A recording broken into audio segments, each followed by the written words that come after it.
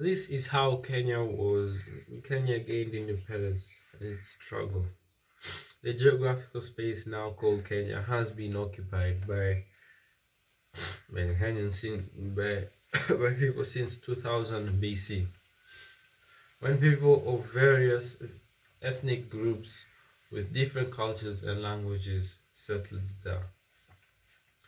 These people came from various parts of Africa, such as Kikuyu, Akamba, and Meru, West Africa, um, Tukans from Ethiopia, the Maasai, Luo, and Samburu from the southern part of Sudan. As of the 8th century, trade activities were ongoing in this area.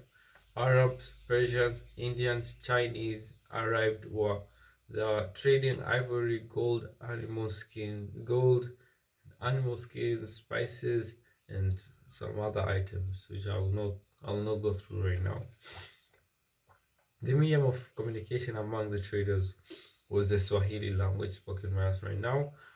Um, the Portuguese arrived there in 1498, and in 1593 they built the Fort Jesus in Mombasa Island. The Portuguese left Kenya in 1730.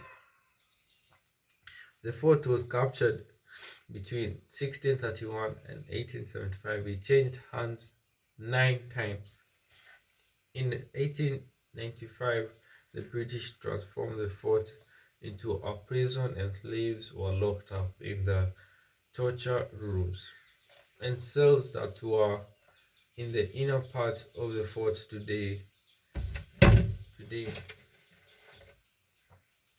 fort the fort is one of the top tourist attractions in Mombasa, Kenya. Yeah. Okay. In 1920, the East Africa was officially declared a colony governed by British.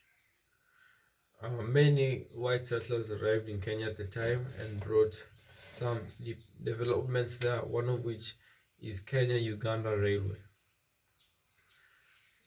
which you can see right now. Majority of the workers were British Indians, some of who remained and formed the Indian East Africans. The Kenya-Uganda Railway is a railway system that links the interiors of Kenya and Uganda.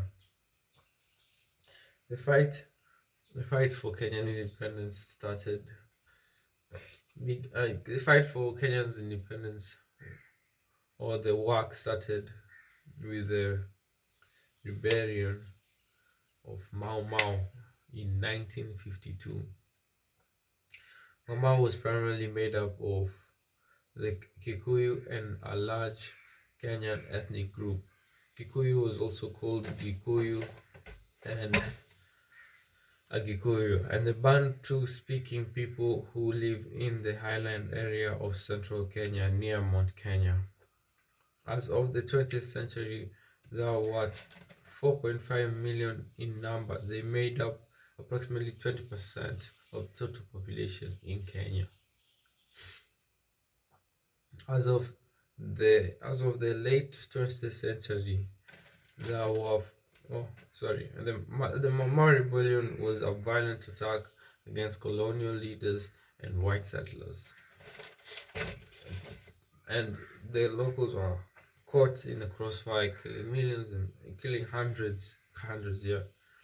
Between 1952 and 1956, the colonial leaders, through brutal military action, defeated the Mau Mau rebellion. However, the rebellion had some impact because in 1957, the colonial leaders council and colonial leaders council gave up quite a number of Africans. At the time, they were already close to independence. Shortly before Kenya's independence, in the parliament, the Indians occupied 6 seats, Africans occupied 6 seats, and the Indians occupied only one. Africans were gradually but slowly taking over. There was another election in 1961, the pre-independence party. Kenya African National Union KANU won majority of the seats in the parliament again. This time, parliament had expanded to 65 seats. In 1963, the system had changed again, and the parliament then had 38 seats. KANU won majority of the seats given, and again, and Kenya's first black prime minister, Jomo Kenyatta, yeah, he emerged and he led Kenya to independence on 12th of December 1963. Kenya had become a republic in 1964, and Kenya was elected, and Kenyatta was elected Kenya's first president that same month. Yep, yep. There was a disagreement between President Kenyatta and his first vice, Jaramogi Oginga, which made Odinga, with his supporters in parliament, leave KANU in 1966 to form the rival Kenya People's Union, KPU. Kenyatta then had a new vice president, Daniel Arap Moi, rest in peace. This is not actually part of independence, but the struggles they had to go through, Kenya had to go through after the independence, trying to identify them as a united country, even party-wise, because in 1969, Kenya became a one-party state.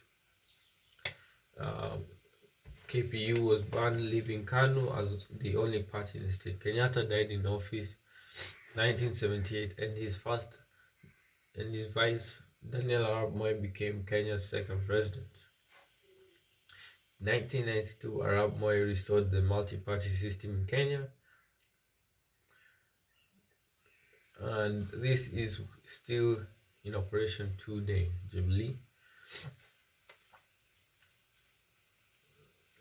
Today, Mau is an English word which means to intimidate someone, such as an official, by hostile confrontations or threats. So that was the struggle Kenya had to go through to get independence in 1962. Yeah, 1963, and what they had to fight with the white settlers. So thank you for listening. I'm hoping you have a great day. Thank you.